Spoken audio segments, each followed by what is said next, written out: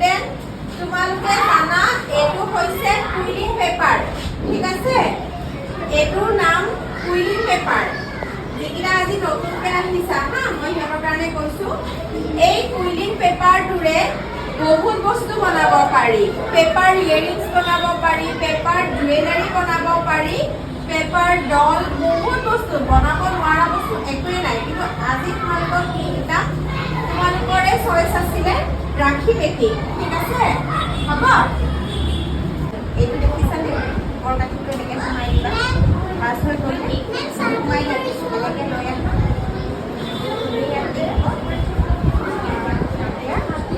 কাঠিটো খুলি দিবা হ'ব এনেকৈ হাতেৰে ঘূৰাই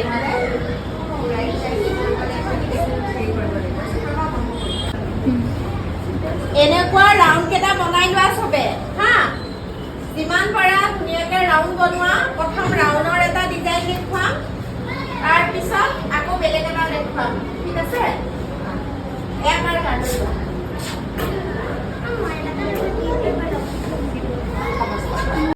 নিশ্চয় ভিডিঅ'টো দেখি আপোনালোকে আইডিয়া কৰিব পাৰিছে মই আৰ্ট স্কুলৰ পৰা মোৰ ক্ৰাফ্টৰ ক্লাছটো আপোনালোকক দেখুৱাইছোঁ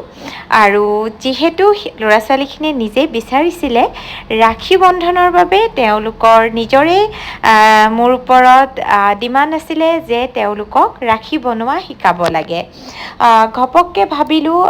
কিহেৰে শিকাওঁ যিহেতু এই কুইলিং পেপাৰেৰে বিভিন্ন বস্তু বনাব পাৰি পেপাৰ জুৱেলাৰী পেপাৰৰ ৰাখী কি বনাব নোৱাৰি বিভিন্ন ধৰণৰ বস্তু বনাব পাৰি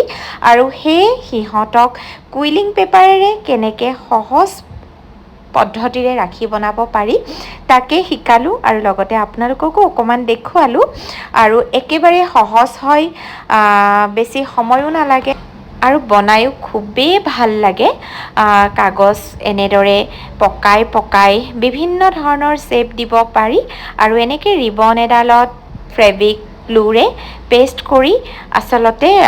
5-6 ঘণ্টা শুকাব দিলে ভাল শুকোৱাৰ পাছত নিশ্চিন্ত মনে এই ৰাখীডাল আপোনালোকে ব্যৱহাৰ কৰিব পাৰিব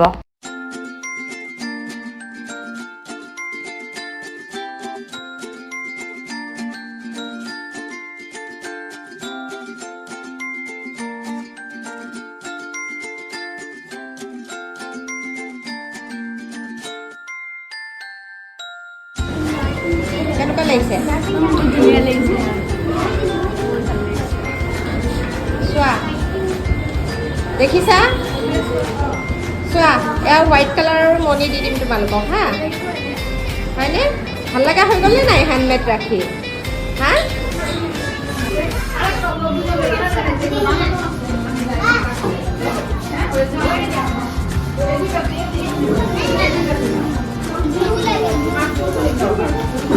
দেৱাশী তোমাৰ কালাৰ